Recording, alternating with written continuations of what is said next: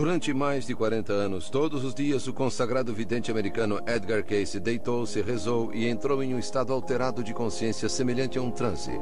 Nesse estado, Cayce diagnosticava doenças em termos médicos que ele desconhecia quando acordado. Descrevia eventos distantes que aconteciam no momento, falava com vidas passadas e com encarnações da mítica Atlântida. Previu a queda da Bolsa de Valores de 1929 e o advento do comunismo e alertou para cataclismos que arrastariam cidades inteiras para o mar. Através de milhares de suas leituras, como são chamadas, Edgar Cayce tornou-se o vidente mais documentado do século XX. Edgar Cayce, o vidente em transe. Domingo à tarde, 18 de março de 1887. Edgar Cayce nasceu aqui, em uma pequena fazenda a 13 quilômetros da cidade rural cristã de Hopkinsville, no Kentucky. Foi o segundo filho de Leslie e Carrie Cayce, mas o primeiro a sobreviver. Uma filha que nascera 2 anos antes não sobrevivera ao primeiro aniversário. Edgar era particularmente ligado aos avós, Sarah e Thomas Jefferson Cayce. Em um dia quente de verão, em junho de 1881, Edgar, com 4 anos, testemunhou a trágica morte do avô. Os dois estavam cavalgando e se aproximaram desse pequeno lago perto da fonte. Edgar apiou e seu avô entrou no lago para resfriar os animais. The horse was scared by something and threw the grandfather off. He had his foot caught in the stirrup and drowned. Before anybody could get there, and Edgar witnessed that. He was on the bank. Edgar dizia que sempre recebia visitas do seu avô morto em um celeiro onde folhas de tabaco eram queimadas, e que o avô lhe contava histórias sobre a guerra civil e deixava ele alisar suas suíças. Essas histórias tornavam-no alvo de zombarias, mas a mãe e a avó não permitiram que ele se envergonhasse de sua habilidade de ver o que os outros não conseguiam. Aos 7 anos, Edgar começou a estudar nesta pequena escola. Ele mesmo se descreveu mais tarde como um estudante inexpressivo, mas encontrou um livro que o interessou, uma Bíblia dada de presente pelos seus pais. Começou a estudá-la e motivou-se a lê-la inteira uma vez por ano por toda a vida. You read it every day. You have to read it every day to go through the whole Bible in a year. And he went through that Bible at least 67 or 68 times, at least that many times that he read it. And how many of us can tell we've been through the Bible one time? Not a bad book to know about. Em maio de 1890, quando tinha 13 anos, a vida de Edgar mudou para sempre. Já membro batizado da Igreja dos Discípulos de Cristo, foi visitar o seu retiro favorito na floresta perto de sua casa para reler a história de Sansão e a visão de Manoá. Naquela noite, após rezar para ter capacidade de ajudar o próximo, ele próprio teve uma visão. Mais tarde escreveu: uma luz gloriosa, como o sol da manhã, parecia inundar o quarto todo. Uma figura surgiu em frente da minha cama, um anjo que eu desconhecia e que falou suavemente: tuas preces foram ouvidas, teu desejo será atendido, mantém tua fé e sê fiel a ti mesmo. Ajuda o doente, o aflito. No dia seguinte, Edgar estava na escola, confuso, preocupado com a visão. Foi mantido depois da aula por soletrar errado repetidas vezes a palavra cabine. Naquela noite, seu pai tomou-lhe a lição até tão tarde que o garoto finalmente implorou por uma pausa de 5 minutos. He just felt that if he could just sleep on that book a few minutes, he would know it better. So his father, my grandfather, said, all right, you try it, and I'll be back in 5 minutes. And about 5 minutes later, he came back, and Dad knew every word in the book, which page it was on. And from then on, he just began sleeping on his books, and he became a rather bright student from an average student. Como Edgar aprendia dessa maneira era um mistério. No mínimo, desenvolver algum tipo de memória fotográfica. E usou essa capacidade para conseguir um emprego em uma livraria, onde memorizava os catálogos de vendas de ponta a ponta. Em 1892, a emoção tomou conta da cidade. Adlai E. Stevenson, que morara ali, e Grover Cleveland formaram uma chapa para concorrer à presidência. Um dia antes da celebração da vitória em Hopkinsville, Edgar machucou-se no pátio da escola. Uma bola de beisebol atingiu-lhe a coluna. Mais tarde, nesse mesmo dia, comportou-se de modo selvagem na classe, gritando e gargalhando. Na volta para casa, parava no meio da rua, interrompendo o trânsito. À noite, assombrou seus pais, dando instruções detalhadas de como preparar uma compressa de ervas para ser aplicada em seu ferimento na coluna enquanto dormia. Pela manhã, não se lembrava nem de seu acidente, nem de seu estranho comportamento. Mas os vizinhos começaram a falar, inclusive o médico local, pai de uma jovem por quem Edgar se apaixonara. he led Edgar to believe that he was in danger of going insane, which seems to me the ultimate in cruelty for a doctor to say that to a boy. Algumas pessoas acreditam que os poderes de evidência de Edgar foram desencadeados por esses incidentes da adolescência. Mas antes de morrer, a avó de Edgar contou que seu marido também tinha poderes. Podia mover mesas e cadeiras com a mente.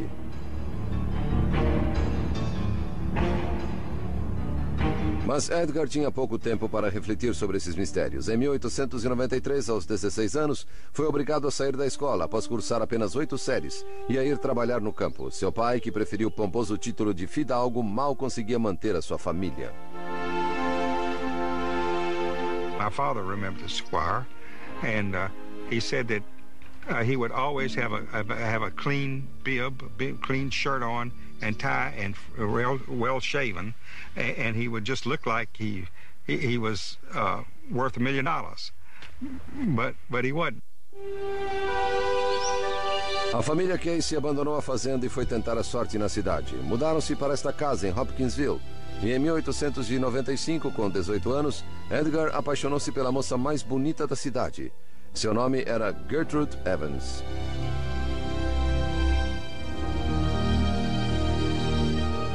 She was patrician, he was a farm boy. It was an unlikely match. They were both people of faith, and they connected there. She saw in him idealism, beautiful idealism. She saw in him integrity. He was not phony. And I think she saw in him adventure. Edgar não esperou muito para pedi-la em casamento. Ela aceitou feliz. Mas o casamento teve de esperar até que Edgar conseguisse um emprego melhor. Em 1900, Edgar e o pai começaram a trabalhar como agentes ambulantes de seguro. Mas o trabalho parecia fadado ao fracasso. Edgar resfriou-se e perdeu a voz. Sem poder vender o seu produto, voltou para Hopkinsville e arrumou um emprego que não lhe exigia que falasse: aprendiz de fotógrafo. Ficou claro nas fotografias que tirava da cidade e da noiva Gertrude, sua modelo favorita, que Edgar tinha encontrado seu talento. Mas após 10 meses de tratamentos médicos, Casey ainda não recuperara sua voz normal. Tinha perdido todas as esperanças de cura. He tried everything. None of the doctors seemed able to help him. And the hypnotist in town, hypnotism was kind of a fad then. And somebody suggested trying hypnotism. Intrigado, Edgar marcou uma consulta com o hipnotizador, Al Lane. Ele nunca mais se esqueceu da data, 31 de março de 1901. It was on a Sunday afternoon, and that after church, and that Al Lane came out to the house on West 7th Street, and they went into the dining room and closed the doors. Edgar recebeu instruções de auto-hipnose e com surpreendente facilidade induziu-se ao sono. Lane deu-lhe uma sugestão hipnótica para falar no tom de voz normal. Em um minuto ele começou a murmurar. Então, para espanto de todos, Edgar disse com voz clara e serena: sim, podemos ver o corpo. And he described the condition that he had. There was a circulatory problem in his throat. And it was said that it could be corrected by suggestion. Casey recebeu a sugestão hipnótica para que a circulação voltasse ao normal. Após alguns momentos, sentou-se e cuspiu sangue. I don't say he was cured, but he was better at that respect. And cousin Sarah, who I talked to before she died, that was Edgar's sister, youngest sister, said that they would not let her in the room, but she peeked through the keyhole and saw it happen. Edgar ficou exultante, mas não por muito tempo. A doença em sua garganta, chamada afonia, voltou várias vezes ao longo do ano seguinte. A cada vez, Lane conduzia a sessão e restaurava a voz de Edgar. Lane, que estudara quiropraxia por correspondência, começou a se perguntar se Edgar não poderia diagnosticar doenças de outros pacientes também. Convenceu Edgar a tentar.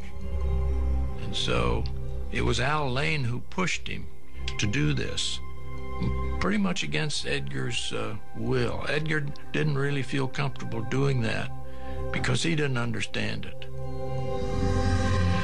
Quando em transe, Edgar descrevia doenças em termos médicos precisos, uma linguagem sobre a qual nada sabia quando acordado. Em seguida, fornecia prescrições detalhadas.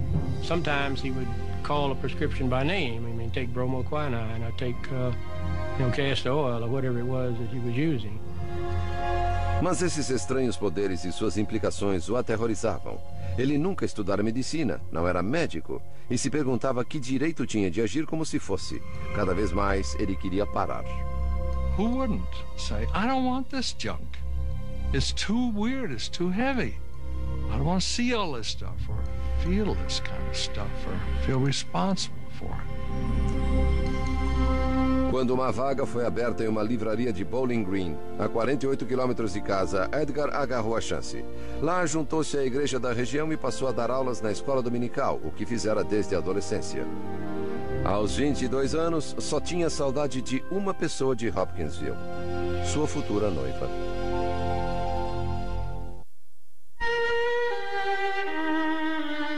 Em junho de 1903, após um noivado de 6 anos, Edgar Cayce e Gertrude Evans se casaram. Cayce abriu um estúdio fotográfico em Bowling Green. Os dois estavam felizes por terem fugido da fama de Edgar como médico vidente. He didn't know how he did it. He just knew that he was able to do it and he wanted to use it to help people. Mas Bowling Green logo soube de suas habilidades e ele não podia dizer não aos necessitados. As consultas retornaram e no outono de 1906, Edgar, então com 29 anos, foi convidado a demonstrar os seus diagnósticos através de transe aos médicos da região. They came first thinking, I'll expose this guy. I'll see through him. You could see the condescension in their faces. Sim, temos o corpo, disse Edgar como no início de todas as sessões. Diagnosticou corretamente um estudante universitário acometido de febre tifoide. Então, inesperadamente, alguns médicos quiseram testar o estado de transe de Edgar espetando agulhas nos seus pés e nas suas mãos, certos de que ele era uma fraude. Edgar não se moveu nem sangrou, mas quando acordou, jurou enfurecido nunca mais servir de cobaia para ninguém. Slowly he began to learn that there weren't that many who really cared. A lot of people wanted to use him. Not many wanted to listen. O refúgio de Edgar sempre fora a igreja. Agora ele se perguntava, assim como os outros fiéis, se seu dom seria uma bênção ou uma maldição. Evidently, some of the people in the congregation really got upset. That thought that this character was teaching Sunday school to their children on Sunday morning. Edgar foi acusado do pior crime na igreja, heresia. Embora tenha sido posteriormente declarado inocente, foi uma experiência dolorosa. Para reagir, passou a trabalhar como nunca. Montou um segundo estúdio e pegou em consignação obras de arte no valor de $40 mil de Nova York. Os negócios iam tão bem que Edgar e Gertrude pensaram em construir uma casa com os lucros. Mas veio a tragédia. 2 dias antes do Natal de 1906, um incêndio destruiu o estúdio. As obras de arte de Nova York não vendidas afundaram Edgar em uma dívida de $8 mil. Inacreditavelmente, um outro incêndio destruiu o segundo estúdio no ano seguinte. Edgar estava precisando de um pouco de sorte e ela veio sob a forma de um bebezinho de 4,5 kg. Hugh Lynn Cayce nasceu em março de 1907.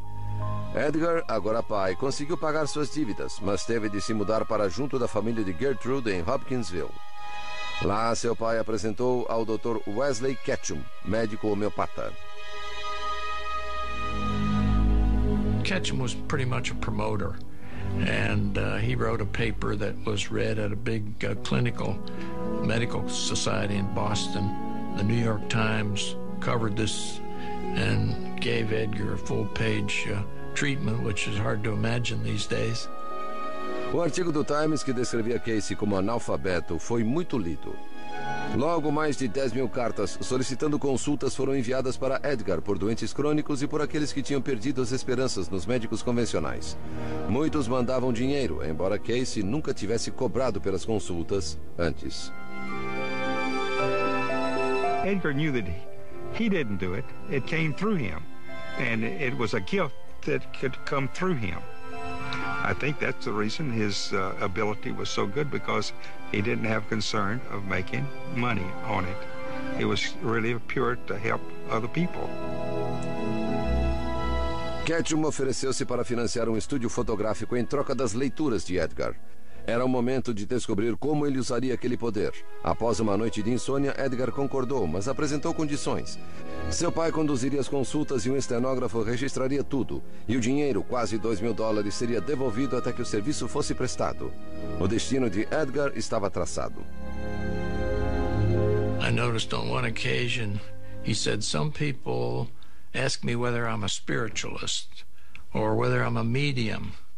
And he said, I guess the term for me is a psychic, but I really think of myself as a man of God. Casey estabeleceu uma rotina de 2 consultas por dia, com duração aproximada de 45 minutos cada. It wasn't anything weird, as a lot of people would think. Dad would simply lie down on a couch or bed. He had a couch in his office. If he had a tie on, he would loosen his tie, then just cross his hands over his stomach and just lay back and relax. Quando as pálpebras de Edgar começavam a tremer, o pai de Edgar e mais tarde Gertrude sabia que Edgar estava em transe. Então era-lhe fornecida a sugestão, o nome da pessoa e onde estaria no momento da leitura. Now the person could be in the room, or he could be in another state or another city. It didn't matter. I remember one time he had a reading on a man who was supposed to be in an apartment in New York. Dad lay there a minute and says, we do not have the body. He said, he's not here. He said, he's on a bus coming across town. He said, there was a traffic accident. The bus is late. He said, he'll be here in a minute. We'll wait. And all of a sudden, he said, he's come in now. Uma ligação para o homem de Nova York confirmou tudo o que Edgar dissera. Now, there's a beautiful piece of clairvoyance, of something that somebody couldn't have anticipated that would, seems to me, point to the accuracy of his readings.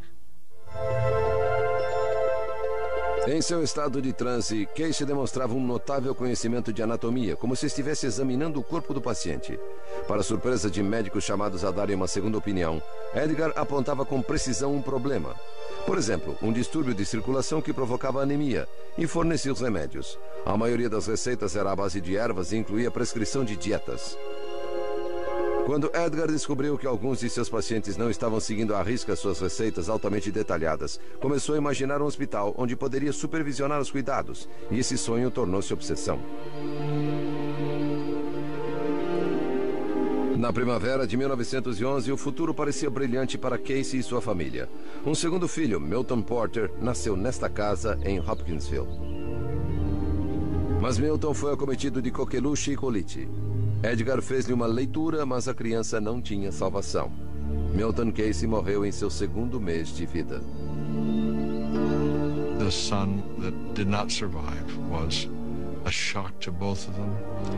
And Gertrude's illness followed. She had, I suppose what we call postpartum depression and more. Gertrude era uma mulher de grande força e beleza. Mas a morte de seu filho recém-nascido abalou-a profundamente. Ela ficou enfraquecida e contraiu tuberculose, que já matara seu irmão. Quando os médicos lhe deram uma semana de vida, ela pediu uma leitura para Edgar.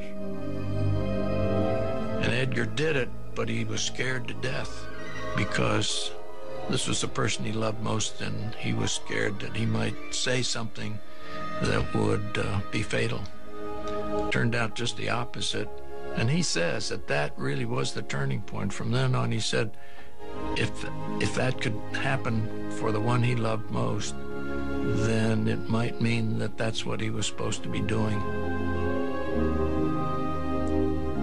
Gertrude recuperou-se totalmente e passou a ter a saúde monitorada pelo que Edgar chamava de leituras de controle. Mas seu novo destino foi traído justamente por seu grupo, seu próprio pai e o Dr. Ketchum.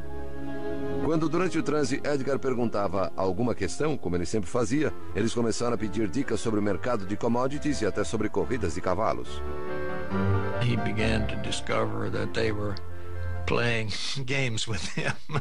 He became very angry, and he terminated his relationship with them and even left town. A traição de seu pai levaria anos para ser perdoada. A cidade de Selma, no Alabama, passou a ser a morada dos Caseys e Edgar abriu um novo estúdio, a Companhia de Arte Casey. Mas seus poderes incomuns voltariam a ser necessários para o filho de 6 anos, Hugh Lynn. It wasn't until my brother dropped a match in a partially filled can of flashlight powder and burned his eyes real badly, and the doctor said he'd never see again, and that's when he started giving readings again. Quando os médicos insistiram que um dos olhos queimados de Hugh tinha de ser removido, Edgar fez uma leitura. Um remédio aparentemente perigoso feito de uma solução de ácido tânico salvou a visão de seu filho. Os Caseys deram as boas-vindas a um outro filho, Edgar Evans, em 1918, enquanto a Primeira Guerra Mundial continuava enfurecida na Europa. Edgar vira muitos de seus antigos alunos da escola dominical partirem para a luta. Aos 40 anos começava a se sentir velho e seu sonho de construir um hospital tornava-se mais urgente do que nunca. At the end of World War I, this was kicked him into the whole hospital venture. He discovered that his readings could outline treatments for shell-shock veterans, and nobody else knew what to do with them. There were a lot of them, and those who followed his instructions got better. Quando David Cohn, um amigo de Kentucky, voltou a salvo das trincheiras francesas, ele sugeriu que Edgar pensasse em algo que nunca concordara em fazer antes: usar seus poderes de vidência para levantar dinheiro para o hospital. Coincidentemente, Casey acabara de receber a solicitação de um proprietário de jornal do Texas para fazer leituras sobre a existência de petróleo na região. A vida de Edgar Casey estava prestes a sofrer uma reviravolta.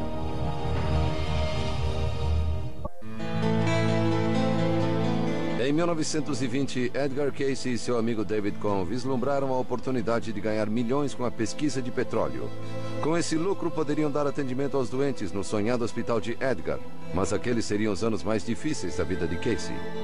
Well, you know, I often think of his 3 years in Texas as his wilderness experience. I think he was wandering around in the wilderness.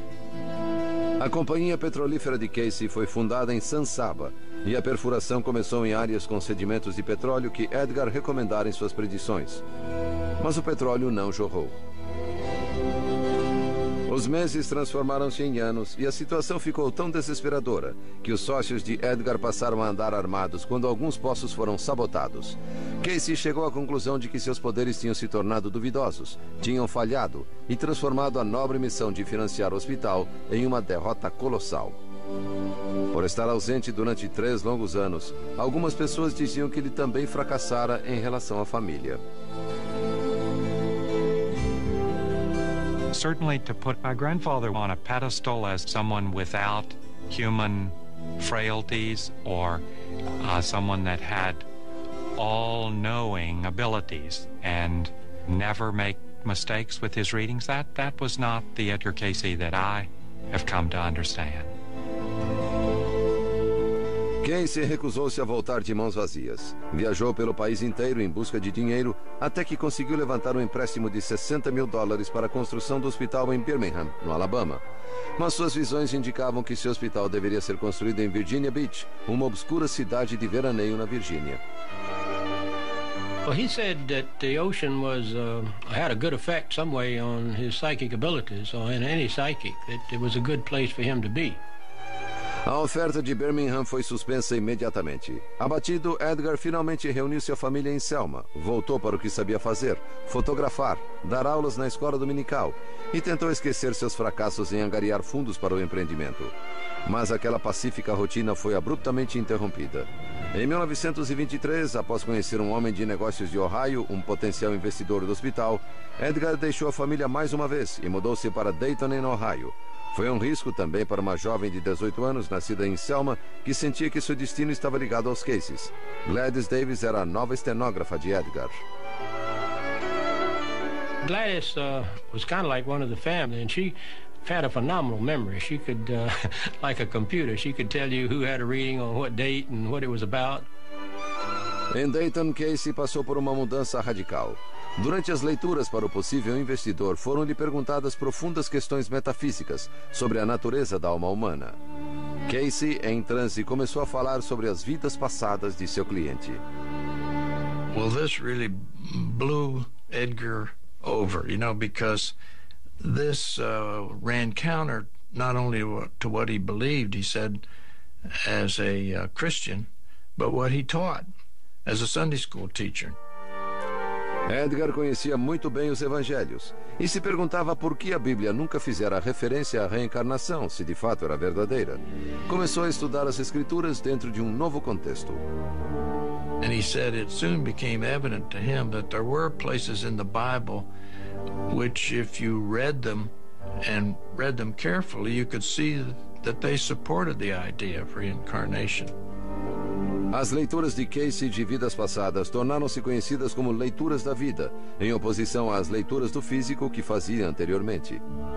And so he started giving readings for everybody in his family, and they'd all had past lives according to his readings. And many of their lives, they were together in some other place, ancient Egypt primarily. Edgar começou a estudar outras crenças, do hinduísmo às religiões do Egito Antigo e da Grécia. Suspendeu seu juízo em relação à reencarnação por alguns anos. Afinal, não se podia comprovar. Ele se perguntava se suas leituras de vidas passadas poderiam ser tão acuradas quanto as leituras do físico que tanto ele quanto outros podiam verificar. Com tantas perguntas a preocupá-lo, o futuro de Edgar parecia inescapável. Em 1923, com 46 anos, dedicou-se integralmente a essa vocação que poucos entendiam e muitos ridicularizavam e que provia muito pouco sua conta bancária. He wasn't a very good money handler himself. I mean, the money would go through his hands just like sand from the beach. He would cause mother a lot of problems sometimes. Gertrude, que viera de boa situação financeira em Kentucky, lutaria a vida inteira contra os problemas financeiros do marido. Quando o dinheiro de Dayton acabou, ela cansou. Não viu razão alguma para se animar quando um novo anjo financeiro surgiu.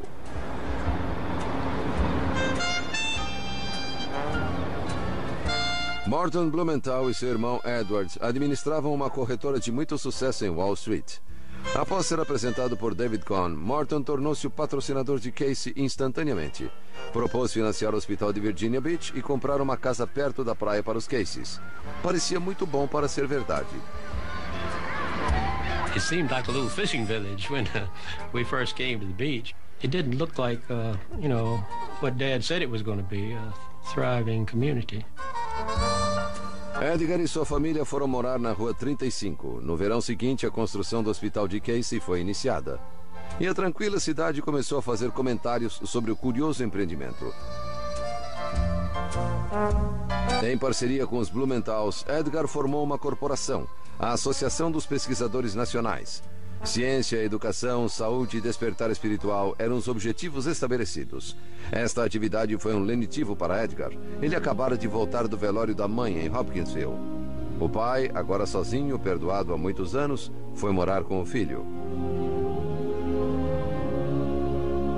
Em novembro de 1928, o sonho de Edgar tornou-se realidade. O Hospital Casey, a única instituição do gênero no mundo inteiro onde doenças físicas seriam diagnosticadas através de revelações paranormais, foi consagrado. Fora um caminho longo e difícil para Edgar Casey. Ali estava tudo o que ele sonhara e desejara. Ou parecia estar.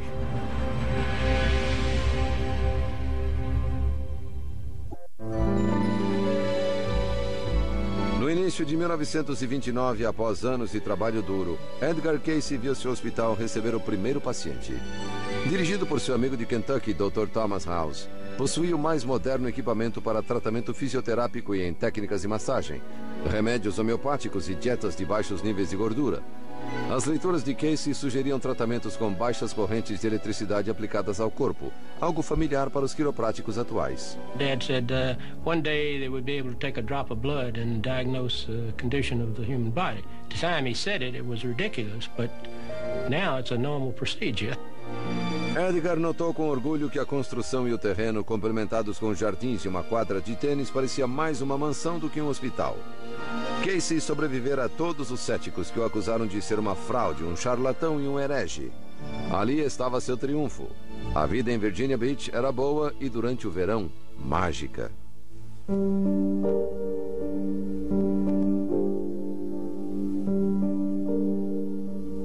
Everybody at the beach used to call him Doc because they thought he was a doctor. But he liked to garden, he liked to fish. All these sand dunes up here were covered with grapevines. So Dad used to go out, and we used to go out and pick grapes, and he'd make grape jelly and wine from them. He was a very ordinary person when he was awake. It was just those 30 or 40 minutes when he was asleep that he was unusual. Em suas visitas a Virginia Beach, Morton Blumenthal ficava no recém-construído Hotel Cavalier. Ele orçara em $3.000 por mês a manutenção do hospital, após o investimento inicial de mais de $100.000. Com a condição de que fosse informado com antecedência, Edgar acabou aceitando ser perguntado sobre questões financeiras durante suas leituras. No dia 6 de abril de 1929, Blumenthal pediu conselhos sobre o mercado de ações. Casey alertou: certamente haverá um colapso, haverá pânico nos centros financeiros.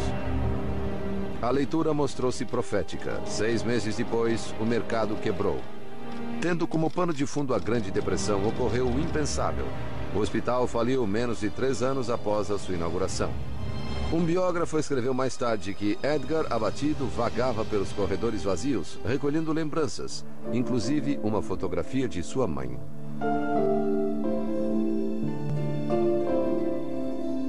It was a real blow. It was, we had moved to the beach, the hospital had been built, it was operating, people were getting well, then all of a sudden it was down to where he started from. Se Edgar tinha uma fraqueza, era sua incapacidade de dizer não. Como administrador do hospital, aprovara despesas extravagantes, tratamentos e refeições gratuitos para a equipe e amigos. Queria agradar a todos. Arranjava tempo para quem pedisse, mas essa fraqueza fazia parte de seu dom.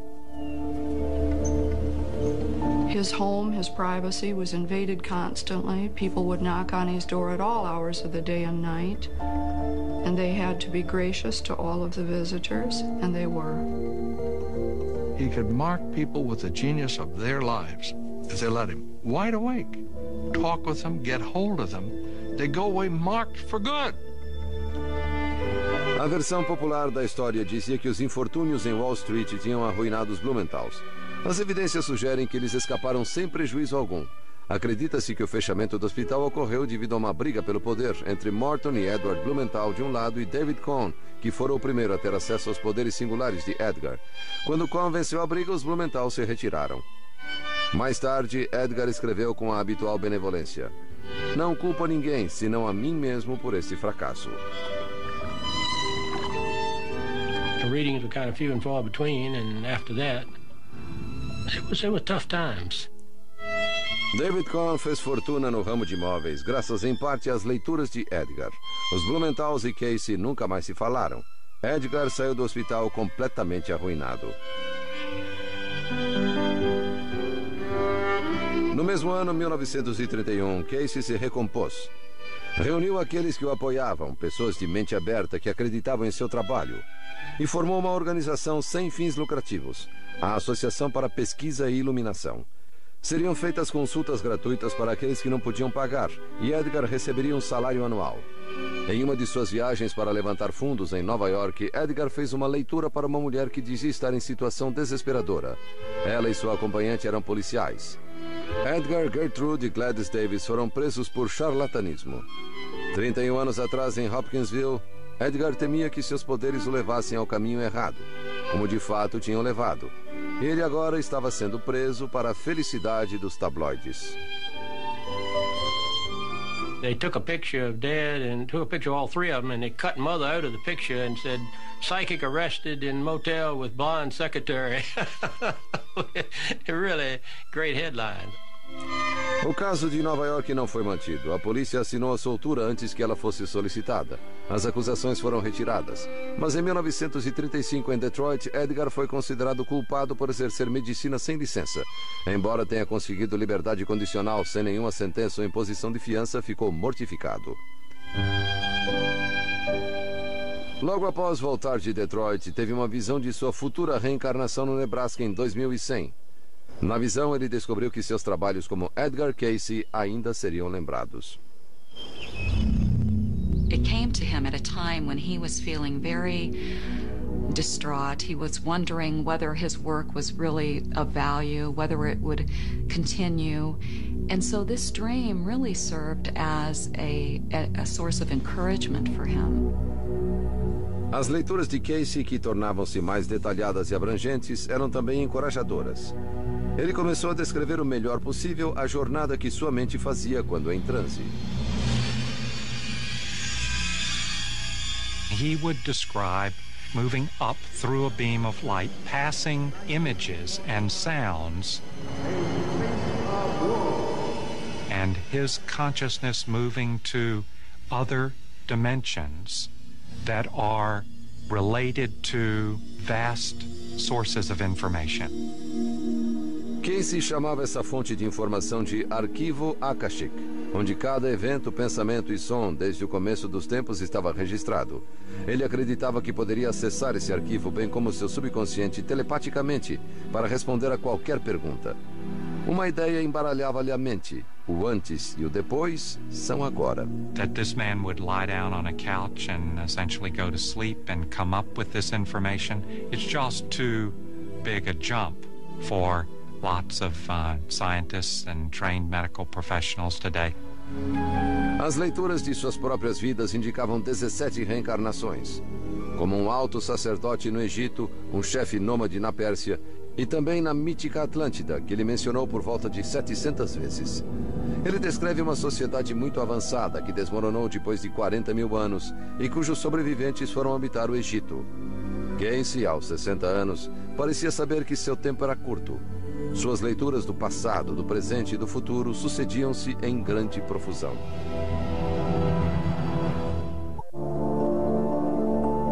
Em meados da década de 30, Edgar Casey ganhara uma grande legião de fiéis seguidores. Os céticos podiam dizer que ele inventava tudo, mas era difícil questionar as centenas de leituras que tinham tido comprovação. Ele tivera razão quanto à quebra da Bolsa em 1929. Em 1935, previu que os japoneses se juntariam à Alemanha e à Áustria como uma ameaça para o mundo. Uma ideia bizarra para a época. Algumas de suas predições eram tão assombrosas que até quem o apoiava tinha dificuldade em compreender. Casey disse que os polos da Terra se deslocariam em 1936, provocando enormes mudanças geológicas. Previu também que enchentes destruiriam cidades nas costas da América do Norte e uma nova terra, remanescente da Atlântida, emergeria perto da Flórida em 1969. The stuff about Atlantis is hard to verify, and it's possible that his mind slipped, that he didn't have a good filter. I don't think this was an area of Edgar Casey's readings that was especially fruitful or especially accurate. Casey não tinha explicação para os limites de sua vidência, porque ele era preciso em uma leitura e não em outras. Embora continuasse a fazer predições aflitivas, nunca se considerou um profeta. I don't think he was a prophet as such. I mean, he did make statements about the future, but he always said the future is not fixed. You know, we can change it. No começo da década de 40, Edgar e Gertrude foram morar em uma casa confortável em Lake Haley, que funcionava como a sede da API, Associação para Pesquisa e Iluminação. Este é o único filme que existe sobre Edgar Casey, em que ele recepciona alegremente os membros da API no encontro de 1943. Milhares de leituras foram transcritas, mas apenas uma gravação sobreviveu. Uma leitura sobre sua própria saúde. Casey, um fumante de toda a vida, foi perguntado sobre um meio eficiente de parar de fumar. Any stimuli to expect is and moderation. Moderation would mean for this body anywhere from 3 to 6 to 8 smokes a day. Above this will be expected. A saúde de Casey sofreria não apenas pelo cigarro, mas por dar muitas consultas. Na maior parte de sua vida adulta, ele fez 2 leituras por dia. Tudo mudou quando uma biografia foi escrita por Thomas Shugrew, um amigo de Hugh Lynn, o filho de Casey. Tinha por título Há um Rio, do Salmo 46, o favorito de Edgar. There is a river, the streams thereof make glad the city of God. Meaning that not river, as we say, but a stream of thought, a stream of consciousness that Edgar tapped. O livro, junto com o artigo da revista Coronet, fez de Casey uma celebridade. Surgiram milhares de pedidos de leituras e algumas propostas divertidas. Men wanted to take him to Washington and Wall Street. Women wanted to take him to bed, bear his child for the good of humanity. It was never easy. June and I were posted to guard his hotel room in New York from the women admirers. Em 1943, o escritor Harmon Brough e sua noiva June foram trabalhar no escritório de Casey para ajudar a responder a volumosa correspondência. I helped to open some of those letters, and to see the pain in them was almost staggering. It was heartbreaking. As cartas vinham de doentes terminais e de famílias que buscavam pistas de seus filhos desaparecidos em combate no exterior. Mais uma vez, Edgar não podia se recusar e começou a fornecer 8 leituras por dia, mais de 1.300 entre junho de 1943 e junho de 1944. E parecia que cada uma delas exigia mais de Casey, então com 66 anos. He felt like he had to help those people. He knew he couldn't do it, and yet he felt like he had to do it, I guess, and it killed him. Em agosto de 1944, Edgar sofreu um colapso por excesso de trabalho. Fez uma última leitura para si mesmo. Ela alertava: descanse até melhorar ou morre. Os Caseys foram para as montanhas de Virgínia para ele se recuperar, mas ele sofreu um derrame. May St. Clair, uma funcionária do escritório de Casey, o visitou e sentiu como outros que seu lugar era perto do mar. He said to me with a tear in his voice, "Why did you come?" And I said, "I came to take you home." "Do you really mean it?" I said, "Mr. Casey, if you want to go home, you're going to go home." Edgar voltou para casa em Virginia Beach em novembro. Viajou do interior para a praia em uma ambulância providenciada por seu filho Edgar Evans. Mas sua saúde nunca voltou. No dia 3 de janeiro de 1945, Edgar Casey morreu aos 67 anos. Foi levado para o descanso final de volta a Hopkinsville. And her mother died 3 months later, on Easter morning when the sun was coming up. I think she kind of lost her reason for living after he died.